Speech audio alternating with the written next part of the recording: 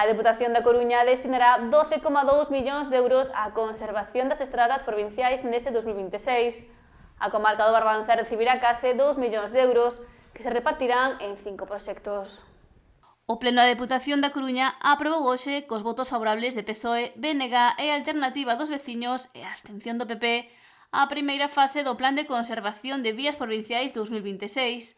Contará cun orzamento de 12.242.041 euros, o que supón un incremento do 7,5% respecto ao pasado ano.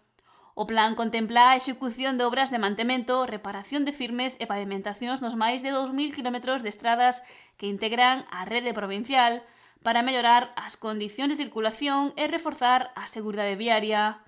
A maior parte dos investimentos destinaránse á renovación de firmes e capas de rodaxe, así como a mellora da sinalización horizontal e vertical, a limpeza e a apertura de cunetas, as obras de drenaxe e a instalación de defensas viarias supoñen arredor do 17% total.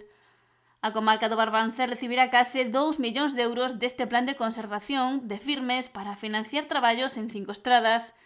Destinaránse 428.100 euros á mellora do grupo 23 da actuación no que forman parte Muros, Outes e Mazaricos. Hai reservados 509.372 euros para o grupo 24 integrado por Boiro, Lousame e Noia.